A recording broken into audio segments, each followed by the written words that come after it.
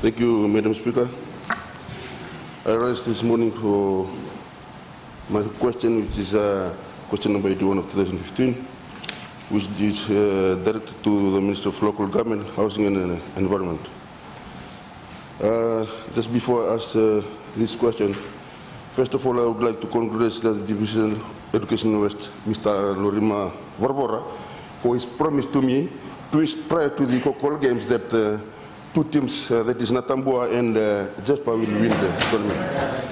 My question this morning is, can the Minister explain to this August House the government program in place for squatter settlement upgrading?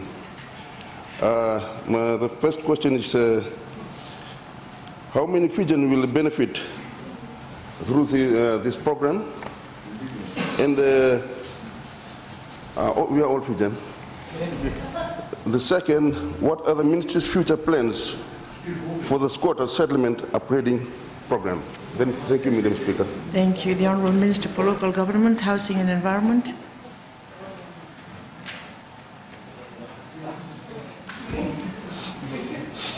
Thank you, Madam Speaker. Madam Speaker, my ministry, through a government program, which was set up back under the Bainimarama government, continues to upgrade the squatter settlements. Madam Speaker, the squatter settlement upgrade program, which is in place now under the Fiji Affairs government, led by the Honourable Prime Minister, are as follows. What's R for? What's R for? This is the fact. And if you people want to know about the previous government, I have said in this parliament that they only used to go during election time, put the house number, telling them that once we're going to win, we're going to subdivide. So don't say First program, Madam Speaker, is the town-wide informal settlement within Suva-Nasuri corridor. Second program, Madam Speaker, is the city-wide informal settlement upgrading within the municipality. And the third program is squatter settlement upgrading throughout the country. Madam Speaker, apart from the land development, we also have a housing program for the squatters, namely Langi Langi Housing Project, in partnership with the PCN and expected to assist 10,000 families. Madam Speaker, how many families will be assisted? A total number of families that will be assisted through this program for 3 years will be 29,000. Madam Speaker, as we all know, that land cannot grow, and therefore our future plan now is to move towards high-rise building to assist our people. Madam Speaker, there is also talks underway with the individuals and the corporate companies to provide design and build concept. I'm in consultation with the Minister of Finance, talking to these companies and individuals, whereby we're going to provide them 20 to 30 acres of land.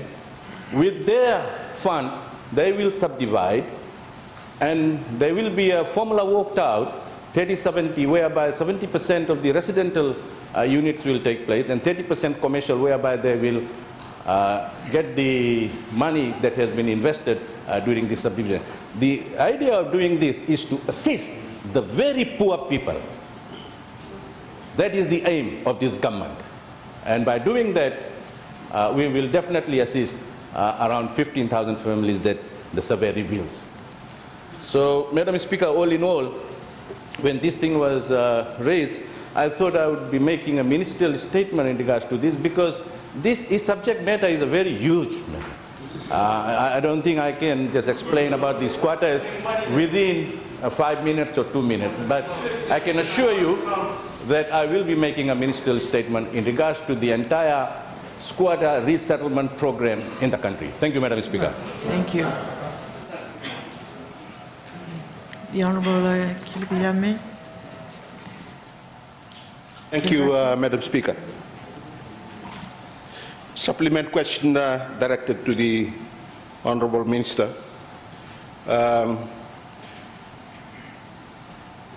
Resettlement program, which he rightly stated, will need a big amount of land to develop.